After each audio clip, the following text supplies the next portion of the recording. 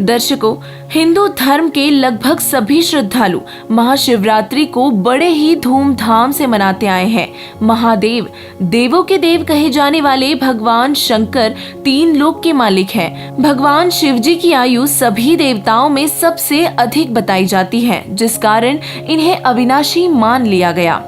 हिंदू धर्म के श्रद्धालुओं का मानना है कि भगवान शिव जी की पूजा करने से पाप नाश हो जाते हैं और मृत्यु के उपरांत स्वर्ग प्राप्ति होती है। शिवरात्रि पर शिव जी के लिए व्रत रखने से मोक्ष मिलता है और ये केवल श्रद्धालुओं की श्रद्धा है, परंतु वास्तविकता कुछ और है, जिसका भेद जगत गुरु तत्वदर्शी संत रामपाल जी महाराज जी ने अपने सत्संग प्रवचनों में दिया है। दर्शकों, संत रामपाल जी महाराज जी ने हमारे सभी सदग्रंथों से हमें बताया है कि शिवरात्रि मनाना व शिवरात्रि पर की गई सभी धार्मिक व अन्य क्रियाएं शास्त्र विरुद्ध होने से व्यर्थ हैं और इन सभी को हम लाख बार भी क्यों न कर ले, परंतु भगवान शिव को प्रसन्न नहीं कर सकते।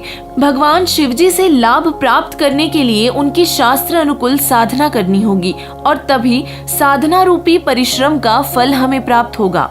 भगवान शिव की स्थिति से हिंदू समाज के बहुत कम लोग परिचित हैं, जिसके विषय में संत रामपाल जी महाराज जी ने शिव पुराण व श्रीमद् भगवत देवी महापुराण से प्रमाण देकर बताया है कि भगवान शिव 3 लोक में एक विभाग के भगवान हैं। तमोगुण युक्त भगवान शंकर का नियमित कार्य संहार करना है और वे अपने अधिकतर समय समाधि में रहते हुए अपने श्वासों को सूक्ष्म करते हैं, जिससे इनकी आयु सभी देवी देवताओं में सबसे अधिक है। 3 लोक के भगवान होने के बावजूद भगवान शिव पूर्ण परमात्मा नहीं है। ये अजर अमर अविनाशी नहीं है, इनका भी जन्म और मृत्यु होता है। सबसे लंबी आयु वाले भगवान शिव की दीर्घ आयु का राज उनका समाधि लगाकर श्वासों को सूक्ष्म करना है। श्रीमद् भगवत देवी महापुराण के 3रे स्कंद के पृष्ठ 123 पर संत रामपाल जी महाराज जी ने प्रमाणित करके दिखाया है कि भगवान शिव जन्म व मृत्यु में है।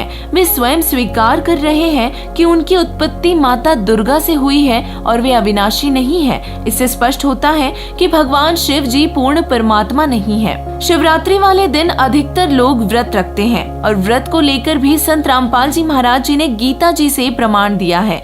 श्रीमद् भगवत गीता अध्याय 6 के 12वें श्लोक में पूरी तरह से स्पष्ट है कि जो बिल्कुल नहीं खाते यानी कि व्रत रखते हैं और जो अधिक खाने वाले हो उनका मोक्ष संभव नहीं है।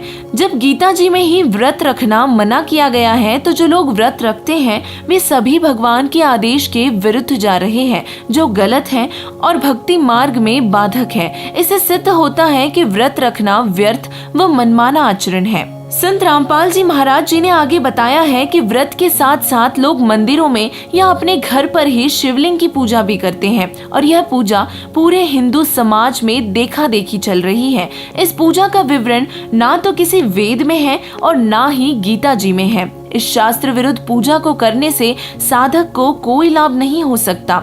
इससे सिद्ध होता है कि ये पूजा व्यर्थ है, अनुत्तम है और शास्त्र विरुद्ध है। सदग्रंथों से मिले प्रमाणों ने स्पष्ट कर दिया कि ये सब व्यर्थ पूजा है। व्रत रखना, शिवलिंग पूजा करना व भांग पीना तीनों ही मनमाना आचरण होने से शास्त्र विरुद्ध है और शास्त्र विरुद्ध साधना करने से साधक को कोई लाभ नहीं होता। संत रामपाल जी महाराज जी ने ग्रंथों से प्रमाणित करके बताया है कि भगवान शिव की उत्पत्ति माता दुर्गा व सदाशिव यानी कि ब्रह्म काल से हुई है। ब्रह्म जिसे काल भी कहते हैं और 21 ब्रह्मांडों का मालिक है जो नाशवान है। गीता अध्याय 15 श्लोक 16 और 17 में 3 प्रभु के विषय में बताया है। क्षर पुरुष जिसे ब्रह्म अर्थात काल भी कहते हैं जो 21 ब्रह्मांडों का मालिक है। अक्षर पुरुष जिसे अक्षर ब्रह्म अर्थात पर ब्रह्म भी कहते हैं, ये 7 संघ ब्रह्मांड का मालिक है और ये दोनों ही नाशवान प्रभु बताए हैं। और तीसरा परम अक्षर ब्रह्म जो कि कुल का मालिक है, असंख्य ब्रह्मांडों का मालिक है और सारी सृष्टि का रचनहार है, वो अविनाशी भगवान है। इससे स्पष्ट हुआ कि भगवान शिव पूर्ण परमात्मा नहीं है, उनसे ऊपर ब्रह्म, पर ब्रह्म और परम अक्षर ब्रह्म है। क्षर ब्रह्म व अक्षर ब्रह्म नाशवान प्रभु है और परम अक्षर ब्रह्म ही सुप्रीम गॉड है और उनका नाम कबीर है। जगत गुरु तत्वदर्शी संत रामपाल जी महाराज जी ने सभी धर्मों के सदग्रंथों से पूर्व ही प्रमाणित कर दिया है कि बनारस के काशी में प्रकट हुए जुल्हा कबीर के नाम से जाना जाने वाला एक गरीब व्यक्ति वास्तव में असंख्य ब्रह्मांड का मालिक है, पूर्ण ब्रह्म है, जो हर युग में एक आम व्यक्ति की लीला करते हुए तत्व ज्ञान का प्रचार करते हैं। जिस प्रभु की भक्ति स्वयं भगवान शिव भी करते हैं, उसकी भक्ति करने से ही हमें संपूर्ण लाभ होगा। तो आप सभी से निवेदन है कि पूर्ण परमात्मा कबीर साहिब जी व पूर्ण संत सदगुरु रामपाल जी महाराज जी की शरण में आने से आपको वो सही भक्ति विधि प्राप्त होगी, जिसके करने से भगवान शिव व अन्य देवी देवता हमें सभी तरह के लाभ देंगे।